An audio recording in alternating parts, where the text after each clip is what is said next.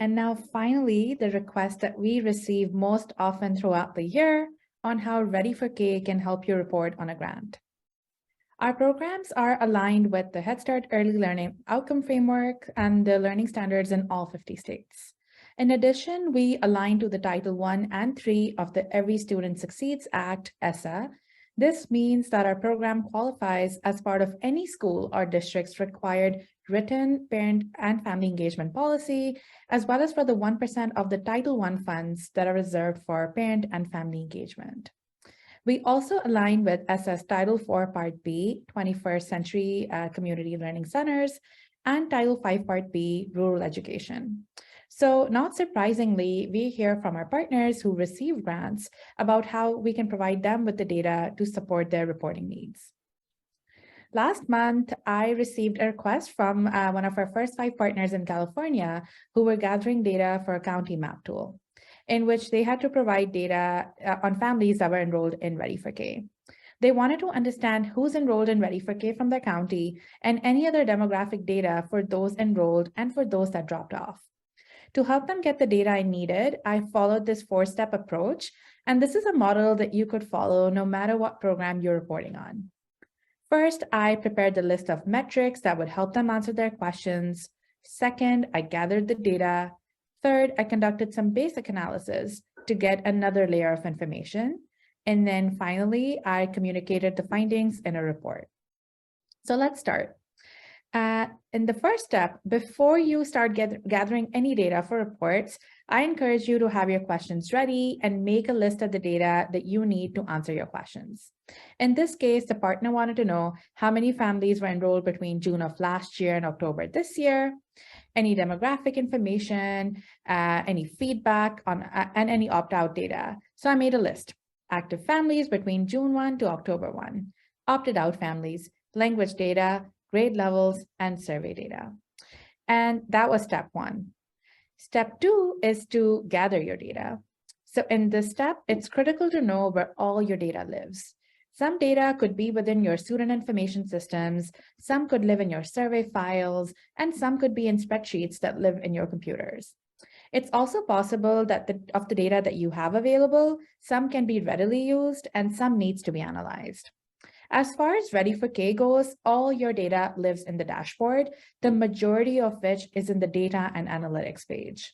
So as you get started, I do recommend having either an Excel spreadsheet or a piece of paper at hand, whatever you're most comfortable with, to jot your data as you discover it. So I pulled up an Excel sheet and I started looking for my data. So let's go to the dashboard and navigate to the data and analytics page to pull the data. So in this, so I come here and I start scanning over what's available. So at the top, you have some high-level enrollment metrics that show enrollments, messages delivered. As you scroll down, you can also see a breakdown of your families by languages. You can see who have non-working numbers, any zip code and custom data breakdowns. And then as you keep scrolling, you'll see that that's where your survey data lives. And then as you keep scrolling even further, you'll see your data broken down by ages, broken down by languages at the bottom. Yeah, and then also an opt-out graph.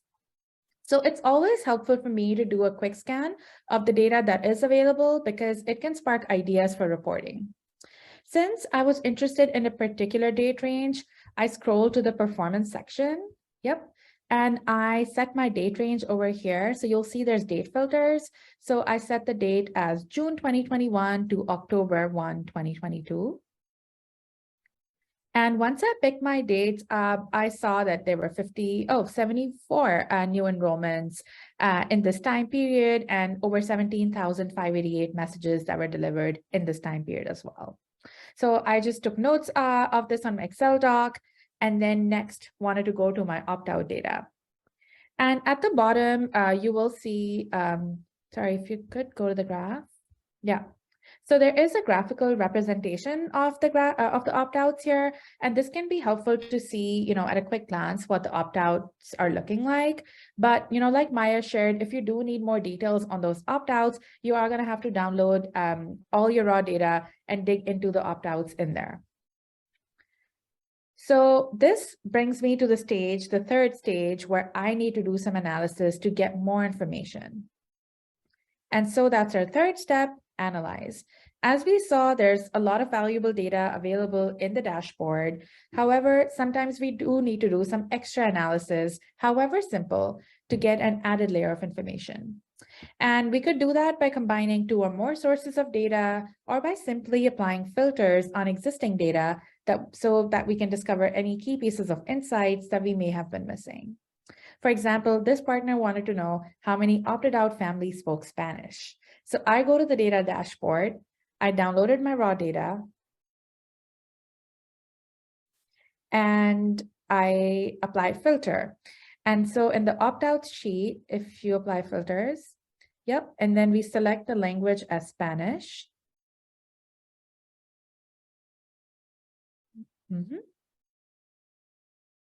Yep. You'll see that there was one Spanish-speaking family that had opted out. And so, that tells us, a little bit about those demographics that this partner had requested that they needed to report on their grant. Another way to generate insights is by matching two different data sets. For example, you might want to match your student information data with what's available in our dashboard. And to make that easy, we have introduced a student ID column so that you can match all the data easily.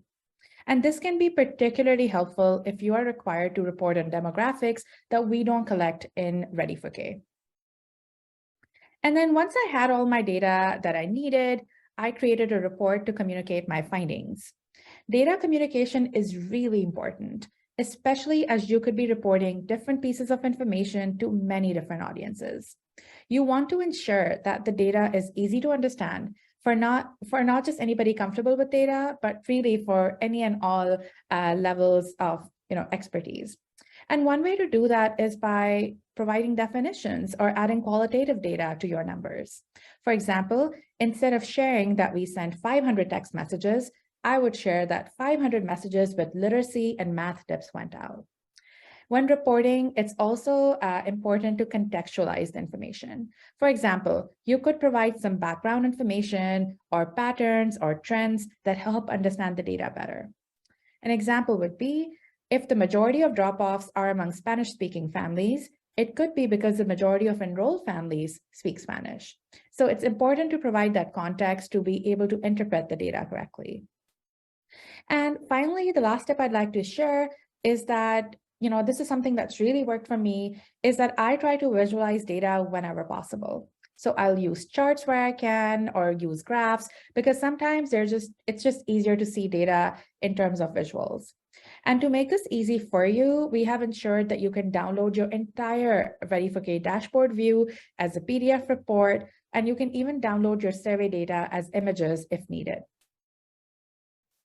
And finally, I wanted to share, a few sources of data that we provide to you over the course of the year, which you can also use to report on your grants. Every day, we update the data dashboard so you can see enrollment and engagement data and click data updated in real time. Each month, we send a data roundup email directly to your emails with a monthly summary of enrollments and any new survey results. Each quarter, we update the dashboard with new survey results from your families.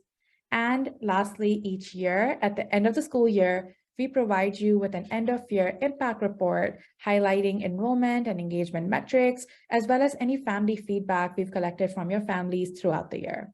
And these reports live in the Resources tab.